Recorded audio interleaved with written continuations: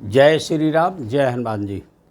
दोस्तों, मेरे YouTube channel पर आप लोगों का हार्दिक स्वागत है। शारदीय नवरात्रि 2025 सामने है, तो आज का वीडियो उसी के ऊपर है कि क्या खास है इस वर्ष शारदीय नवरात्रि 2025 में। वैसे तो ये हमेशा आता है, हर वर्ष आता है, लेकिन इस नवरात्रि की कुछ खास विशेषता है जो मैं अभी अपने वीडियो में बताऊंगा। आप ध्यान से इसका सुने और प्रेम से बोले जय माँ दुर्गा, जय माँ शक्ति, जय भवानी, जय माँ काली। माता जी की कृपा से मैंने जो कुछ स्टडी किया है, जो हमारी अनुभव है, उस आधार पर आपको बता दूँ। सबसे पहले ये ध्यान रखिएगा कि इस बार माता की जो सवारी है वो हाथी है। माता हाथी पे आ रही हैं और हाथी से ही प्रस्थान करेंगी दशहरे के दिन। तो हाथी के ऊपर माता की जो सवारी आना है वो मानव जगत के लिए, मनुष्य जगत के लिए बहुत ही लाभप्रद होता है। उसके बहुत बेनिफिट हैं। एक क्लियर देख लीजिएगा। ग्रहण से अभी दो ग्रहण पड़ा 15 दिन के अंतराल में, तो उसका अशुभ प्रभाव रहता है, लेकिन इसका शुभ प्रभाव पड़ेगा। तो 22 सितंबर से 2 अक्टूबर 25 तक की जो शारदीय नवरात्रि है, इनमें माँ के 9 स्वरूपों की हम लोग पूजा करते हैं। माँ के 9 स्वरूप होते हैं। और सबसे पहले मैं बताऊंगा कि कलश स्थापना का जो सबसे शुभ मुहूर्त मैंने देखा है वो 6:09 प्रातः से लेके 8:06 प्रातः तक का है एक। और दूसरा अभिजीत मुहूर्त 11:49 सुबह से 12:38 दोपहर तक है। ये अभिजीत मुहूर्त है, इसमें आप कलश की स्थापना करेंगे। ठीक है। अब पहला जो है माँ शैलपुत्री जी का, इनको सबसे ज़्यादा पसंद होता है गुड़हल और सफ़ेद कनेर का फूल और चमेली का फूल। इससे माता ज़्यादा प्रसन्न होती हैं। 23 तारीख को माँ ब्रह्मचारिणी की पूजा है। उस दिन कमल का फूल आप चढ़ाएं तो माँ ज़्यादा प्रसन्न होगी, आपकी मनोकामना पूर्ण करती है। चरित्र निर्माण के लिए माँ ब्रह्मचारिणी की पूजा करना सर्वोत्तम होता है। 24 और 25 तारीख की बात है। 2 दिन का मुहूर्त तिथि के कारण है, तो 2 दिन चंद्रघंटा की पूजा होगी। इसमें बेला, चमेली, गुड़हल, पीला कनेर अगर आप चढ़ाएं तो ज़्यादा लाभप्रद होगा, माता की प्रसन्न होंगी। इसके 26 तारीख को जो है माँ कुष्मांडा जी की पूजा होगी, और उस दिन गुड़हल आप पीला कनेर का प्रयोग करें माँ को खुश करने के लिए। 27 तारीख को स्कंद माता की पूजा होगी, जिस दिन गुड़हल और गुलाब और कमल का फूल उनको अति प्रिय है। 28 तारीख को माँ कत्यायनी की पूजा की जाती है।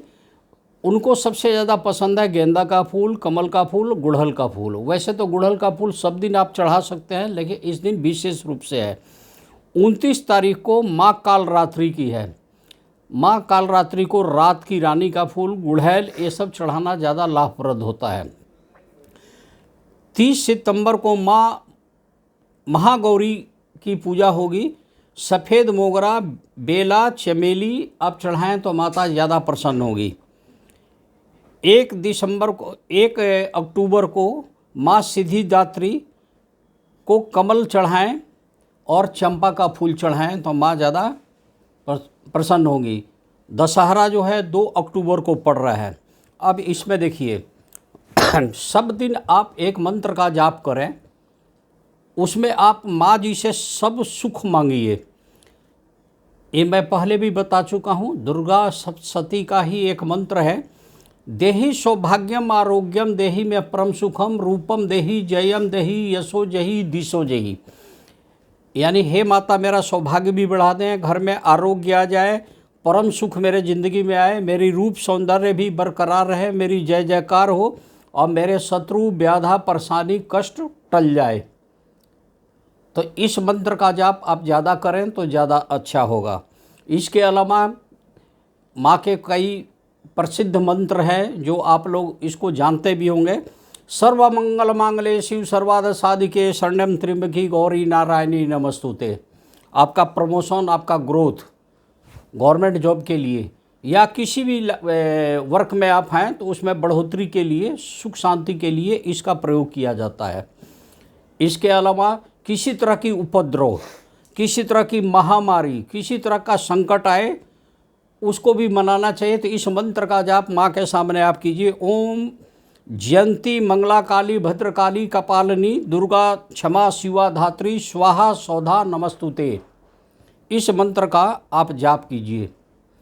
माँ को से आपके मन में जो भी है, जैसे आपको शांति चाहिए तो आप बोलिए या देवी सर्वभूतेषु शांति रूपेण संस्थिता नमस्तस्ते नमस्तस्ते नमस्तस्ते नमो नमो। अगर आपको शक्ति चाहिए, बल चाहिए, तो आपको बोलना है या देवी सर्वभूतेषु शक्ति रूपेण संस्थिता नमस्तस्ते नमस्तस्ते नमस्तस्ते नमो नमो। अगर आपको शक्ति के अलावा विद्या चाहिए तो आपको बोलना है या देवी सर्वभूतेषु विद्या रूपेण संस्थिता नमस्तस्ते नमस्तस्ते नमस्तस्ते नमस्तस्ते नमो नमो। इस तरह से आप माँ का जाप करें, माँ के सामने करें, जयकारा लगाएं। माँ जयकारे से बहुत प्रसन्न रहती हैं। इसके अलावा कई जातक ऐसे हैं जो माँ को खुश करने के लिए ओम दूं दुर्गाए नमः मंत्र का जाप करते हैं। तो इसके करने से माता ज़्यादा प्रसन्न होगी। तो सबसे प्लस पॉइंट है इस नवरात्रि में, ये नवरात्रि 10 दिन का है, 9 दिन का नहीं है, इसका ध्यान में रखिएगा। मैंने बताया ना कि चतुर्थी और पंचमी जो है 2 दिन पड़ गया है, इसका ध्यान रखिएगा। इसके अलावा चतुर्थी 2 दिन में लगा हुआ है। और माता की सवारी हाथी है, कभी नौका पर आती है, कभी भैंसे पर आती है, कभी मुर्गा पर आती है माता। कई बार वो कंधे पर सवार होकर आती है, मनुष्य के ऊपर ही सवार होकर आती है। तो जो सबसे बढ़िया माना गया है वो हाथी माना गया है, जो इस साल है, जो पृथ्वी वासियों के लिए बड़ा शुभ है। तो एक विशेष खासियत ये है, और मेरा अपना अनुभव है और मैंने जो देखा है कि जब भी माता जो है सर्वशक्तिमान है, सर्वव्यापक है, सर्वबली हैं और समस्त जगत की जननी है। और माता की पूजा में हनुमान जी को भी शामिल कीजिएगा, क्योंकि वो महाबली है, एक महाशक्ति और एक महाबली।